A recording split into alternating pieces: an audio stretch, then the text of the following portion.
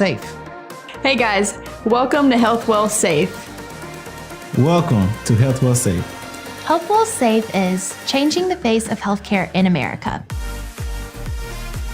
By getting your doctors on board And bringing your health closer to them 24/7. And you know what? We're even lowering the cost of healthcare. It is affordable healthcare for me and for you. Health Well Safe is access to healthcare.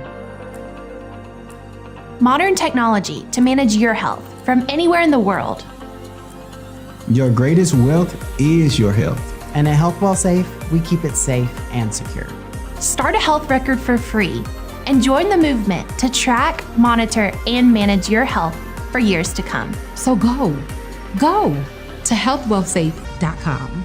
and if you're a physician, we got you covered too. Check out all of our other solutions that can connect you to your patients at healthwellsafe.com. Or call us at 706-296-8632.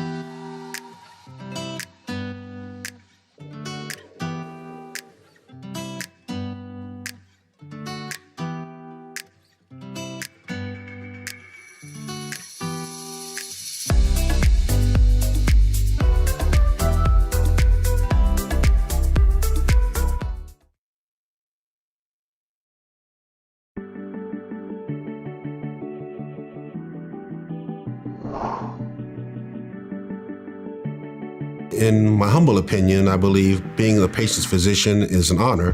One of the presidents of Morehouse School of Medicine once said that all children should know their grandparents. I chose the name, as I said, this is my practice, and family first.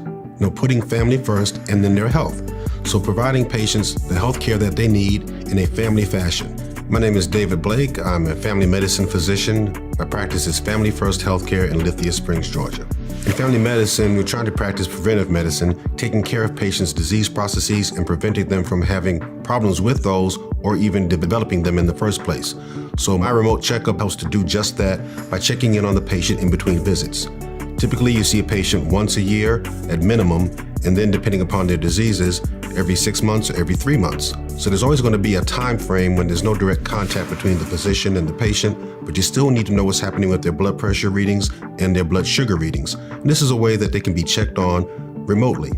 And some of our older patients don't really have a lot of family members or friends calling them, talking with them. So now they develop that relationship because the navigator from my remote checkup calls that person consecutively. They don't go from one to another. It's always the same person. They develop a relationship and they get somebody calling them and looking in on them. The patients actually enjoy the app because one, they can contact the office.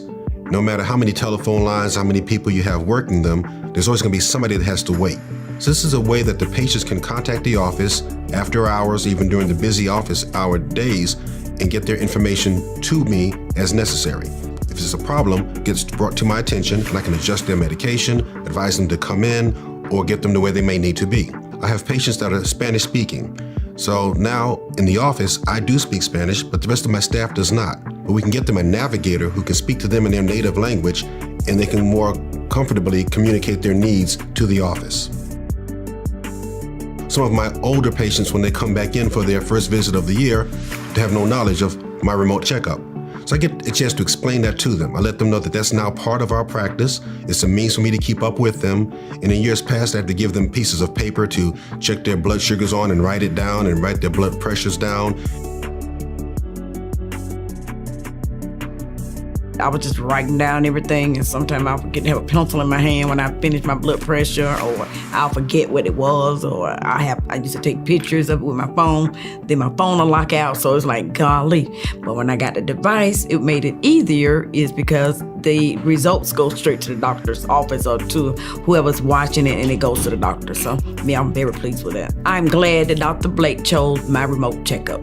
It has really saved me and my mind, so now I don't have to worry about writing down anything. You get just what you want, and I got just what I want. My remote checkup is physician run, so it's somebody who understands the process of the medical office and taking care of patients. And my billings personnel, they're supervising the daily records anyway through the EHR, so they're able to see if there's anything going on that should not be. And so far there's been no conflicts, no errors, and everybody has been happy with the process. Unless you really want to commit dedicated staff members to enrolling the patient, asking the questions, and then documenting the billing procedure, I found it has worked better to go ahead and let the My Remote Checkup personnel handle that. They're skilled in it. They have been doing it prior to my knowledge of the program. They know the codes to use. They know which billers will and will not allow it to be used.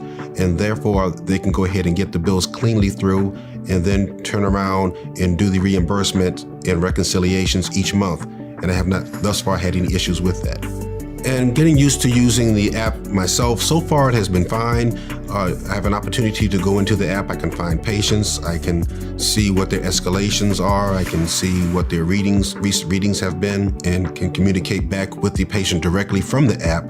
That way it's not disclosing my personal information after hours, and they can still get the follow-up that they need in a timely fashion. Again, I'm Dr. David Blake, Medical Director of Family First Healthcare. I can be reached at 770-948-5400.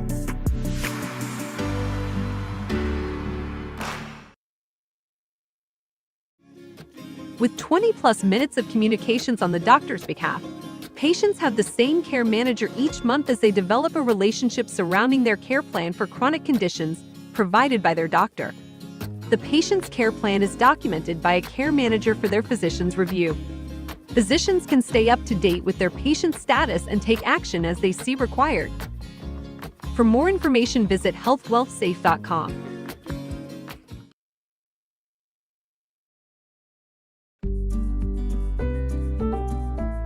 Patients use health devices provided by us at no out-of-pocket cost.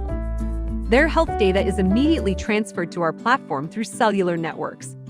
Care managers monitor incoming data to determine if it needs to be escalated to the physician. Care managers notify their doctor when needed so that they can provide the right care. For more information, visit healthwealthsafe.com.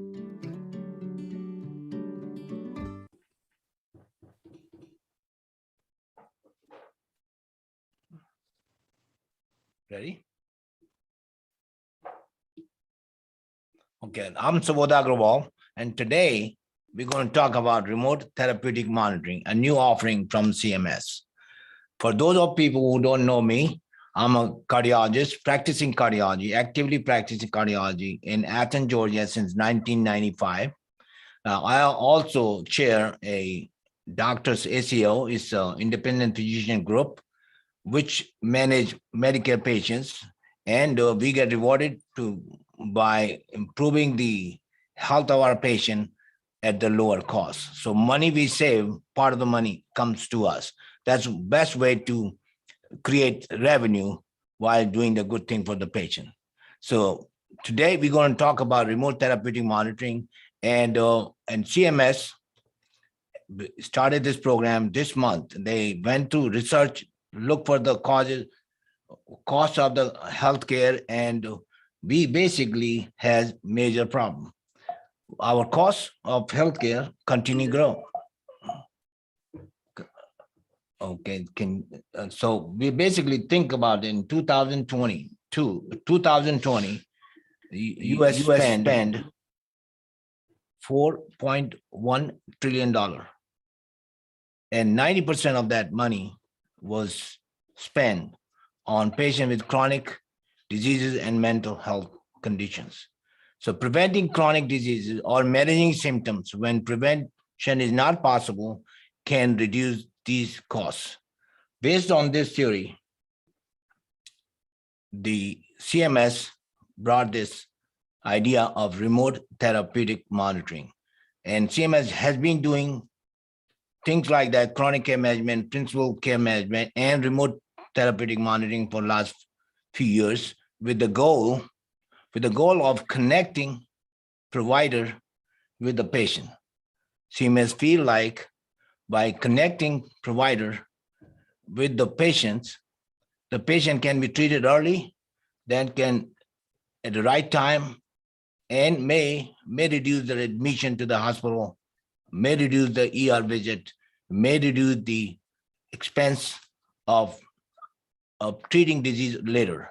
So in this slide, summarize how these program or remote therapeutic monitoring will connect provider with the patient. For provider definition for CMS for remote therapeutic monitor is defined as any physician, any nurse practitioner, any physician assistant, or any qualified healthcare provider who has NPI number, who are registered, who can provide service, such as physical therapist, dietitian, social worker. Those people can provide services to the patient. The idea is the CMS has expanded the definition of provider and give tool to these providers to use remote therapeutic monitoring to bring themselves close to the patient. So the provider provide devices which collect physiological and non-physiological data from the patients. The provider see those data through the gateway devices and change treatment based on the alert or based on behavior of the patient. Now the question is, does this way of treating patient or bringing patient closer to the physician or connecting provider with the physician, does it save money? Multiple study has shown in private as well as in governments that this work. It improved the quality of care. It helps reduce the cost. And recently, the one study showed that by bringing patient close to the provider, it avoid urgent care and emergency room visits. It may avoid many hospitalization, improve compliance of the patient with medication. Compliance is also a problem, and it costs significant amount of money as a waste of medical care due to non-compliance. It can detect non-compliance early, and then the provider can act on it. It can detect efficacy of the treatment earlier and detect side effect of the treatment earlier. So what is the evidence that this kind of therapy work? So this is a randomized controlled trial of 552 patients with uncontrolled hypertension was managed in one section using online management of blood pressure measured by the patients. They follow the protocol given by the provider compared to the usual care. Within 12 months, they saw a significant difference in improving the quality of blood pressure control. And with that, it also significantly reduced the cost of care. So according to this study, 1 millimeter decrease in blood pressure saved $15 in healthcare. So just imagine, we have like 60 million Americans who has hypertension. And if we use similar kind of program for them, we can control blood pressure better and hopefully can reduce the care costs. So how to perform remote therapeutic monitoring? Now, CMS tell you how to do it, but they publish everything in the Federal Register. And for a physician to see what CMS want us to do, you have to come to this Federal Register. So this Federal Register published in November, it contained 2,414. It is basically a new fee schedule publication. And you have to find the remote therapeutic monitoring guidance in this paper. So I found the quicker way to find out. So this publication is available in internet. You just type Federal Register 2022 and remote therapeutic monitoring, and you get this. Once you have that, then click Control F and type remote therapeutic monitoring. It will take you to page 351. And next 10 pages, we just summarize the code, the requirements, how CMS wants provider to provide remote therapeutic monitoring. So who can order and bill for remote therapeutic monitoring? So I just said the field is expanded to include qualified healthcare providers, and hoping that the relationship with these provider with the patient, the remote therapeutic monitoring bring them closer and provide better care. So let's talk about this. What are non-physiological data? So remote therapeutic monitoring is basically checking on patients what you do in your office. When patient comes in, you're taking your medicine, how's your blood pressure, how you feeling? Those questions you ask in your office are the questions defined as a non-physiological data. Well, how is the pain? Medication working? How do you take medication? How much exercise you doing? And any question can be designed by provider depending upon the disease they are treating. At present time, CMS has only put out 2 disease systems, a respiratory system as well as musculoskeletal system. So any disease related to this 2 system qualified to perform remote therapeutic monitoring. So how do you collect the non-physiological data? Does remote therapeutic monitoring require the use of medical device? The answer is yes.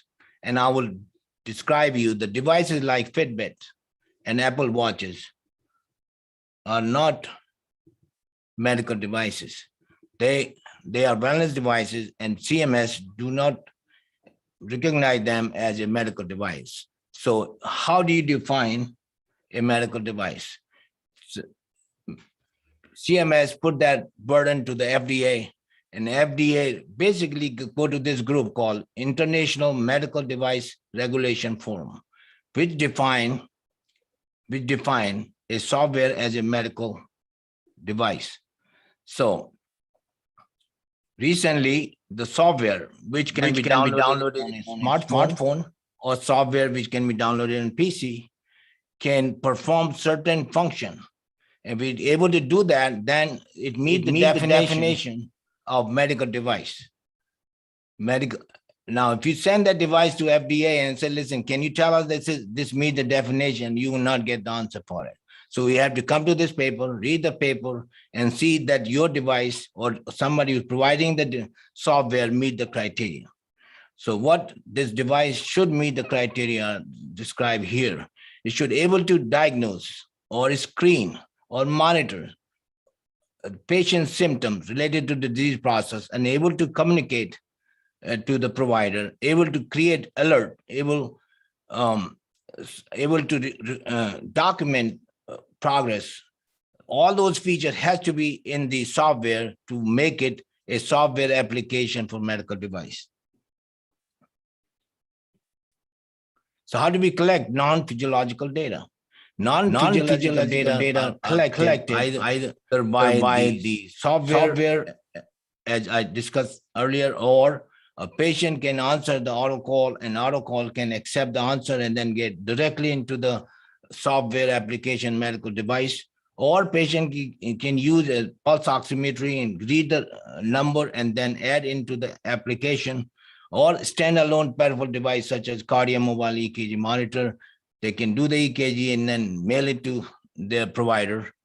The merely wellness devices like Fitbit and Apple Watch is not considered as medical devices. To contrast to this, the non-physiological data, the physiological data as defined in the remote patient monitoring need to be collected digitally, automatically, and transmitted directly to the physician software without any intervention from the patient. So remember that the remote patient monitoring is a totally different thing than remote therapeutic monitoring. And the data collection is different. So non-physiological data is really how your patient doing. Those are the questions you create, and then you see those answers and then modify your treatment.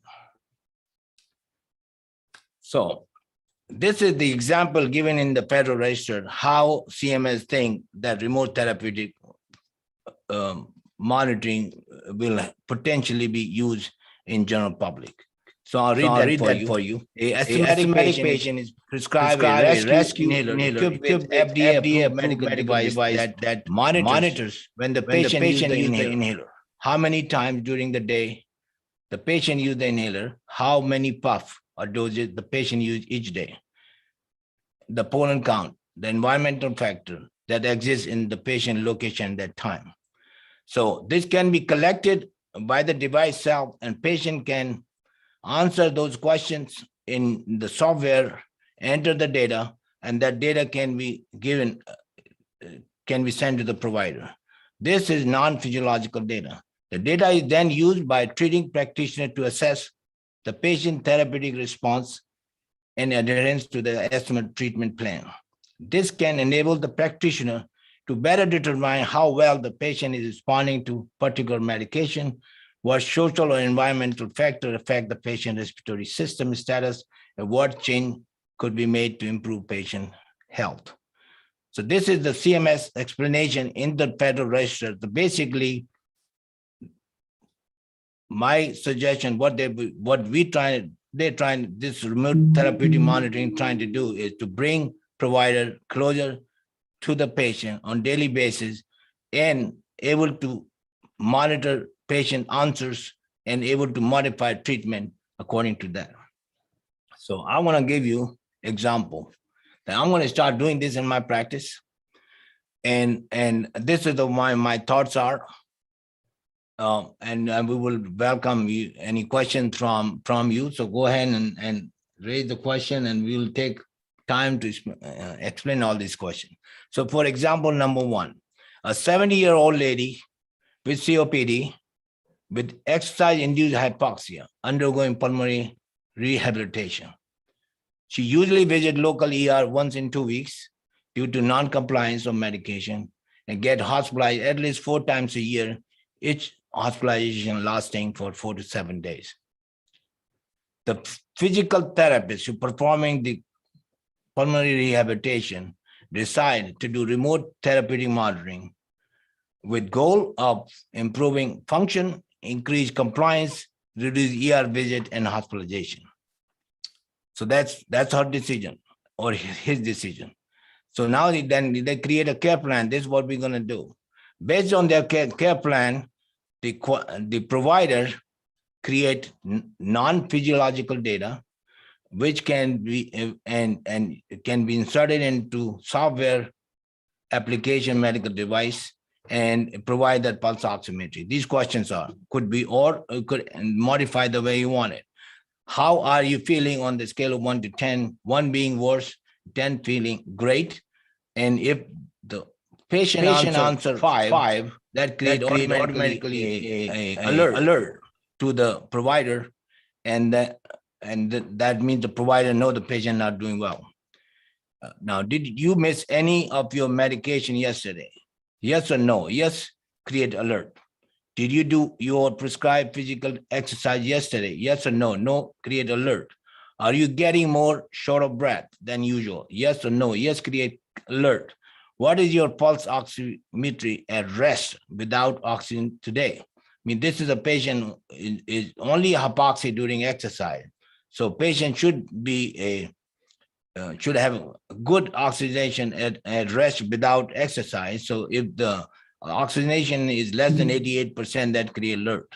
And what is your pulse oximetry after prescribed exercise with prescribed oxygen today? Less than 88% create alert. So these questions are available to the patient in their smartphone using the software application medical device. And that device is given to the patient by the provider. Now, so what happened after that? The patient gives informed consent, has a smartphone. The provider download a specific software application medical device and adds questionnaire to this device, register the patient, educate and train the patient to answer the question to the best of their ability on daily basis. The provider then monitor patient's response to those questions on a software platform in the office or home on daily basis, follow the care plan and document response to alert. The provider alter the care plan based on the patient response to question and alert. The provider have at least one interactive communication with patient or caregiver in a calendar month to qualify to bill CPT code 98980 and multiple of CPT code 98981 for each additional 20 minutes. The device collect all these events, document time spent on review of the patient data, create 30 days report for the provider to sign and bill. So if you have a patient like that, how are you going to bill? So this is the way we're going to bill. We're going to ICD-10 should be part of the respiratory system. So they are J44.9, chronic obstructive pulmonary disease, chronic respiratory failure with hypoxia. Then if you have that, then you only bill 98975 only once at the start of the remote therapeutic monitoring, which can last for 1 month, can last for 6 months, and can last for 5 years. So only once during one episode, when another episode is started by somebody other physician, then they can bill that again. So once per episode, and Medicare is will pay about $19 for that, plus minus $2, depending upon which area you live in. Then CPT code 98976 for the software application medical device and pulse oximetry meter provided. So the provider will buy that and then provide that to the patient at no cost to the patient and bill every 30 days for the duration of RTM. So if patient require remote therapeutic monitor for 3 months, it will be 3 times. It will be 6 months, it's 6 times. The CPT code 98980 for first 20 minutes with at least one interactive communication with the patient, and $48 plus minus $5 depending upon where you live. And for additional every 20 minutes, they'll pay you $39. So the provider bill their NPI, use their NPI to Medicare without supervision from the physician. So that's a major difference in the remote therapeutic monitoring, that the physical therapist can decide, do all these things, stay close to the patient, and make the patient compliant with medication, detect early non-compliance, and intervene. This is one example. So second example I'll give you is the musculoskeletal system. So a 65-year-old Mr. Smith is undergoing physical therapy after total right knee replacement. He also suffered from chronic lumbar back pain due to spondylolisthesis and has on chronic narcotic medication. He has been non-compliant with his physical therapy due to poor pain control. His daily activity are limited due to chronic pain. The physical therapist decide to start RTM with the goal of improving compliance and improving function. So it's the physical therapist, not the physician, who decide that this patient will undergo remote therapeutic monitoring. So similarly, how they do it. So the physical therapist decide to collect following non-physiological data. How are you feeling on a scale of bad, normal, good, or great? The bad will create alert. Did you miss any of medication yesterday? Yes or no? The yes will create alert. Did you do any prescribed physical exercise yesterday? Yes or no? No will create alert. The without, how's your pain without your medication? If the pain is the one being no pain, 10 being the worst, any number of 7 or greater will create alert. And what was your pain with your current medication on the scale of 1 to 10? Any number like 5 or more will create alert. And these numbers can be adjusted depending upon the provider. Provider control all these questions. So what happened? Then the patient give informed consent, has a smartphone, the provider download a specific software application, medical device, add questionnaire to this device, register the patient, educate and train the patient to answer the question to best of their ability on a daily basis. The provider then monitor patient respond to those questions on a software platform in office or home or on a daily basis, follow the care plan and document response to alert. The provider, after the care plan based on patient response to question, alter and alert, change the plan. The provider have at least one interactive communication with the patient or caregiver in a calendar month to qualify to bill 98980 and multiple of CPD of 98981 for each additional 20 minutes. The device collect all the events, document time is spent on the review of the patient data, and create a 30 days report to the provider to sign and bill. So in this patient, how are we going to bill? So the diagnosis has to be related to musculoskeletal systems. So presence of right artificial knee joint is a G code, chronic pain syndrome, spondylosis with radiculopathy, lumbosacral region, and long-term use of opiate analgesic. With this ICD-10 code, the CPD code as described there, 98975 only once at the start of the RTM, 98977 for the device for musculoskeletal system, and CPD code 98980 for first 20 minutes, and multiple of 98981 for 20 minutes or more, and provide a bill with their NPI to Medicare without supervision from the physician. So it is an incredible way of connecting the provider with the patient who really involved in the care. And I hope the Medicare will successfully able to do it. They have, we're going to start doing it, see how that goes. And we're going to learn from our experience, and we will welcome your input. If you know more about this, then let's share that and move forward. My goal is that this is a good way of bringing patient closer to your practice. So digital medicine is here to come, and how HealthWell Safe can assist a remote therapeutic provider. We can educate and develop the process, develop questionnaires to collect non-physiological data for the specific disease process, provide the software application, medical device which meet FDA definition, provide software platform and call center support, provides reporting, provide billing, and help in CMS auditing. We can do all that for you if you want us to help you.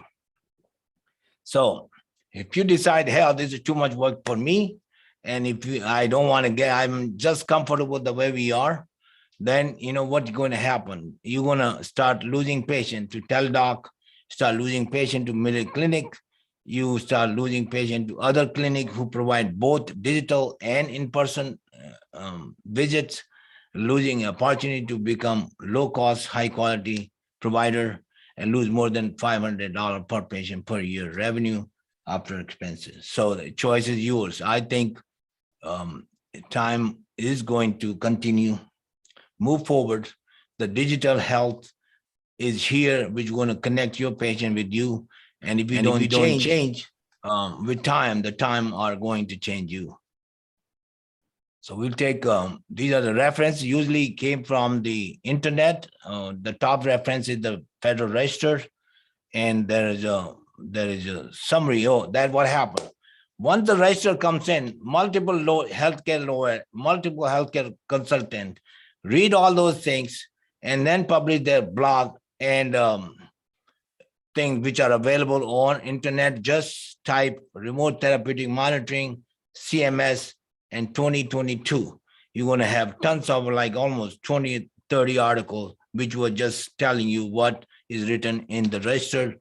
I suggest that you go to register itself, because then you know what you need to do, because all other blog can put extra thing on it. The last, and then the article from BMJ is there, and there is another review from another lawyer. So it's all available to you. You just need a desire to learn and do it. So question, I think we're going to have plenty of questions. We're going to take all your questions depending upon time. No questions. No question. Okay, very good. And so what I'm going to tell you that if you have question, you come to later on, you can send it to info@healthwellsafe.com. And we would really love to have you comment on our presentation or any question on a social media network at healthwellsafe.com. So why don't we open up for questions? Just people can call in and we can answer the question. Is anybody planning? Let's see. Let me ask you a question. If you don't ask me a question, is anybody in the audience? Or we have almost 120 people. Anybody in the audience planning to start remote therapeutic monitoring for their patient? Fiji, Kathy Moore, to everybody. How do how did we ask question? Kathy Moore is asking question, but she doesn't know how to answer the question. So what you do is you go to chat and write the question in the chat. Oh, we have 20 chat. All right, we have a question from Santosh Pent. Okay, what is the question? Is only Medicare paying for these services? Good question. Basically, this program started in January 2022, and we know Medicare paying for it, and I think the other will follow depending upon the outcome. So right now, the Medicare patient and Medicare replacement patient will qualify for this service. So out of those 120 people watching this program, which is, I'm thrilled that you all attended this meeting. Anybody planning or want to start video monitoring for their patient, or is too new to start? So this is webinar. They cannot come in conversations, right? Why don't we open up so everybody can talk? Okay, we had Abid Bashir. Okay. So broke. Yes, I think this is an opportunity to engage with our patient. Kathy, okay. So Santosh Pan say, can patient register with RPM and get RTM service together? In the Federal Register, is not said that they cannot have both. It's not clear. So if a patient getting RPM, there are physiological data, and then you add non-physiological data, I think you got to know more of the patient, you'll do better care for patient. So at this point, unless CMS say you cannot do it, I would recommend that go forward and get to know the patient and treat patient with RPM, RTM. Hey, can you hear me? Bashir raised his hand to ask a question. Dr. Bashir, we just go ahead and see if we can. Hey, thank you, Subodh. It's a wonderful program, and we enjoyed your talk. And we'll look into. I guess being a subspecialist, I will be interested to learn whether there will be additional services will be added in future, like monitoring of patient for hypertension and providing therapeutic management of hypertension for my patients. So at this time, you told me that it's not included yet. Hypertension for remote therapeutic monitoring not included, but for hypertension, the best approach right now is remote patient monitoring, where the patient get blood pressure monitored and the data straightway come to your office, and you can develop a protocol and patient can follow that. So if you're treating hypertension, this is an opportunity to become your clinic, become a hybrid clinic. It see patient in person as well as patient is followed digitally using remote patient monitoring, not remote therapeutic monitoring. And the same softwares are available to do remote monitoring, where like FDA approved devices like a software can be downloaded in patient smartphones. Very good. So no, for remote patient monitoring, the device collect physiological data, and CMS mandate from after the end of this emergency from January 16, that the device need to collect the data, take the blood pressure, and then send the data straight to your office without any interference from the patient. So, and most of the device we have that capability. They have cell phone in the system. They take the blood pressure, and that blood pressure reading comes within about a minute to your office. So if you're monitoring blood pressure, and you can develop a protocol and you can manage your blood pressure better than anything else. One last question. I know I'm taking a little time. There is a interface developed with the current EHR system, like your system or my system. I'm using Epic. There is interface developed at this time, or it can be developed in the future to get all the information transferred back to your EHR system to make it one platform? I think in the modern world, everything is possible. So right now, what Epic will tell you that we need money to create an interface. And so, if Epic is ready to do it, then the interface is possible. Okay. All right. Thank you. Thank you. So Lauren Reinhardt, how will the billing work? Will be doing billing for provider like our RPM service? So Lauren is our salesperson in Hawaii, and she's asking question. For RTM. Currently, we'll do the same thing what we're doing for RPM, and if anybody want to do RTM on themselves, we let them do it. We believe that billing is very important, and if you don't do it the right way, then you will not able to collect money. So for our practices, we'll do the billing for them. Okay, can patient registered with RPM get RTM service together? I answered that. Okay, will RTM work with only physical therapists or also occupational respiratory branches of therapists too? Answer is yes. Any qualified healthcare worker who has NPI, who is licensed to do medicine and able to bill Medicare, can do respiratory system as musculoskeletal system. So like dietitian, treating obesity, which is causing musculoskeletal pain, and patient is undergoing dietary treatment, that dietitian can decide, listen, I want to do RTM, and they can do this, and they can bill Medicare. They have to follow same thing what I mentioned to you: develop the plan, develop the questionnaire, get the software application, a medical device, and then follow patients' answers and develop the plan.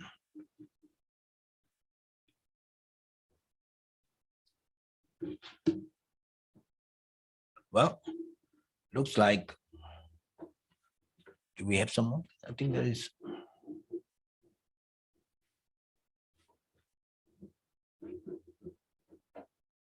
So thank you our team here, Chesco and Dylan and Daryl, who put this thing together, and Judah is in San Diego, watching and helping us from there. Kyle, we have a question from Kyle. What makes patient eligible for RTM? Well, the patient first need to have Medicare or Medicare replacement plan as an insurance. Second, they need to have a disease system related to musculoskeletal system or respiratory system currently. Kathy Moore says, how much will be charged the client for RTM service? We will have similar kind of minimum reading. Okay, that is CMS in the register has not clear whether it is 16 or every day or 30 days. So that is left alone. So I would say CMS want people to start doing it and see what they can get.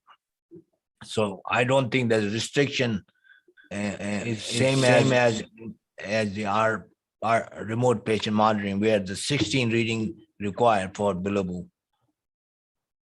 monthly event. Okay, Sachi Reki, Bill, who will be eligible for device? So anybody provider chose to provide remote therapeutic monitor who has Medicare or Medicare replacement plan and will be eligible for the device.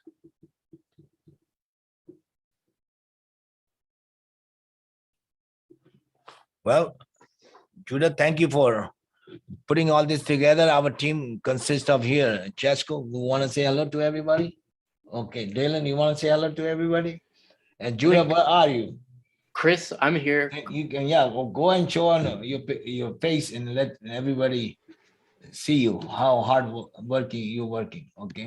So thank you all. We will see if there's any more thing here, question-wise. No, so we will continue to learn from it, and we'll come time to time and give you a seminar what we learned about remote therapeutic monitoring. Thank you all.